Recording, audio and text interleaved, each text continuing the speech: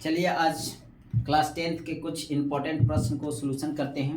आप लोग ध्यान से देखें और इसे हल करने का प्रयास करें। क्वेश्चन लिखा हुआ है कि दो संख्याओं का योगफल 50 है, उनमें एक संख्या दूसरी संख्या के 7/3 गुनी है, तो संख्या ज्ञात करें। इस प्रश्न में जिक्र किया गया है दो संख्या। अब दो संख्या मुझे मालूम नहीं है, तो दोनों संख्या को मान लिया जाएगा x और y। तो माना गया है कि कि पहली संख्या x है, दूसरी संख्या y है। अब प्रश्नानुसार चलेंगे। प्रश्न में कहा गया है कि दोनों संख्याओं का योगफल है 50, तो प्रश्नानुसार x + y = 50। यहाँ से समीकरण नंबर 1 मानेंगे। फिर पुनः अकॉर्डिंग टू क्वेश्चन चलेंगे। बोला गया है कि उसमें एक संख्या दूसरी संख्या के 7/3 गुनी है।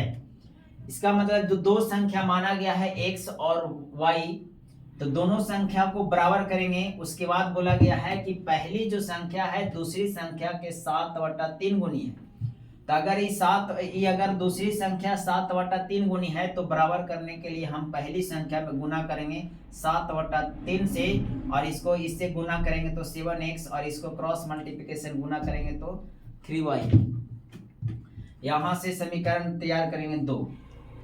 अब यहाँ से जब समीकरण 1 और 2 तैयार होता है, तो हम किसी भी चर को, चाहे x या y को, x व y को बराबर करके हम अगले टर्म को ज्ञात कर सकते हैं। तो समीकरण 1 में 3 से गुना करके जोड़ने पर, जब यहाँ 3 इसमें समीकरण 3 में गुना किया जाएगा तो आएगा 3x + 3y = 150। और इसका समीकरण 2 में लिखा हुआ 3x - 3y 7x - 3y = 0। और यहाँ लिखा जोड़ने पर, जब दोनों को जोड़ेंगे तो 3 और 7 10x, और प्लस माइनस कट गया, और यहाँ से 150 में 0 जोड़ेंगे तो 150। यहाँ से 10 से भागा देंगे तो x का मान आएगा 15।